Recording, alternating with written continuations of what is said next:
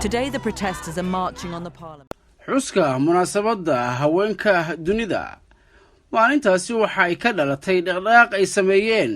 haween shaqaale ahaa ugu dambeyntiina waxa ka dhashay dhacdo sanadkiiba mar la xuso oo ay aqoonsan tahay qaramada midoobay sanadii 1908 haween ay tiradoodu gaaraysay ilaa 1500 oo haweena ayaa isugu soo baxay dibadbax cabasho ah oo ka dhacay magaalada New York ee cariga Mareykanka haweenkan ayaa xilligaas dalbanayay in la dhimo saacadaha ay shaqeeyaan sidoo kalena sare loo qaado mushaharka ay qaataan loona ogolaado inay codkooda bixiyaan xilliyada doorashada oo aan xilligaas reer galbeedku aanay haweenka u ogolayn sanadkii ka dambeeyay oo ahaa 1909 xisbigii hanti wadaaga Mareykanka ayaa ku dhawaaqay in maalintaasi ay noqoto maalinta qaran ee haweenka Mareykanka haweeney lagu magacaabi jiray Clara Zetkin ayaa soo jeedisay in maalintan heerkeeda sare loo qaado lagana dhigo maalinta haweenka dunida waxayna hindisaheeda ku soo bandhigtay shirweyne caalami ah oo haweenka dunidu ay isugu yimaadeen magaalada Copenhagen ee dalka Denmark shirkaas oo ay xilliga ka soo qayb galeen 100 haween oo ka kala socday 17 dal oo dhammaantood taageeray hindisaha Marwo Clara markii ugu horeysay sanadkii 1911 dalalka Australia, Denmark, Germany iyo Switzerland ayaa u dabaaldegay maalintan sanadkii 2011 ayaa loo dabaaldegay 100 sano guuradii ka soo wareegatay xuska maalintan iyadoo maanta loo dabaaldegayana ay ku beegan tahay 109 guuradii ka soo wareegatay xuska maalintaas. Happy International Women's Day. 2020 is a massive year for gender equality, not just for women and girls, but for everyone whose lives will be changed by a fairer world that leaves no one behind. sanadkii 1975 qaramada midoobay ayaa si rasmi ah maalintan u aqoonsatay wixii maalinta ka dambeeyay waxay bilowday dabaaldegga maalintan iyadoo sanad walba u sameeysa hal ku dhig u gaar ah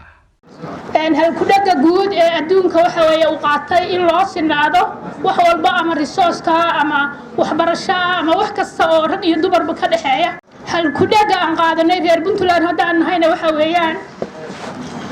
ugu garab istaag helida xuquuqda ee baysiiyay maalinta haweenka adduunka ayaa ah maalin iyo madal lagu dhiirigeliyo haweenka dunida iyo kaalinta ay ku dhaxleeyeen bulshada siyaasadda iyo dhaqaalaha inta badan dalalka dunidu ayaa maalintan u aqoonsan inay tahay maalin qaran oo lagu maamuuso haweenka dalka Ruushku wuxuu ka mid yahay dalalka sida weyn u tixgeliya maalintan aad ayaana loogu dabaaldegaa iyadoo dhowrka maalmood ee ka horeeya maalintan ay dadweynuhu si weyn u iibsadaan ubaxyada ay uga qayb galayaan munaasabadaas Shiinaha inta badan haweenka waxa shaqada laga fasaxaa halgelin si ay dabaaldegan uga qayb galaan dalka Talyaanigu isna waxa uu ka mid yahay dalalka sida weyn looga tixgeliyo maalintan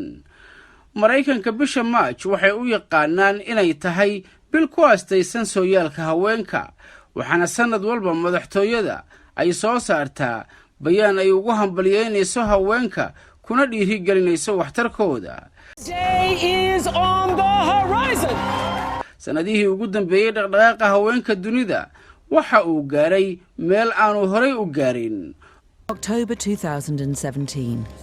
the hashtag #MeToo spread across the globe.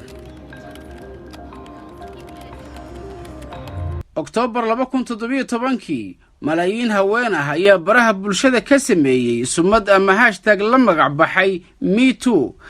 kaasoo ay ku dhiirigelinayeen in si aan gabaad lahayn looga hadlo xadgudubyada galmada ee lagula kaco haweenka dunida iyo in la cambaareeyo in dhaqamadaasi ay sii baahaan 2018 #MeToo halku dhigga la yiraahdo waxa uu gaaray heer caalami ah waxaana ku soo biiray haween ka soo jeeda dalalka Hindiya, Faransiiska, Shiinaha iyo Kuuriyada Koonfureed oo dhammaantood ku baaqay isbedel waxaana xusid midan in tiro aad u fara badan oo haween ah ay ku biireen aqalka Koongareeska Mareykanka xus kasta oo la qabto waxa uu socdaa saacado halkaas ayaana looga gudbaa laakiinse diinteenna islaamku haweenka waxa ay siisay xuquuq dhammaystiran oo aanay siin diin kale ama dhaqan kale oo dunidan ka jira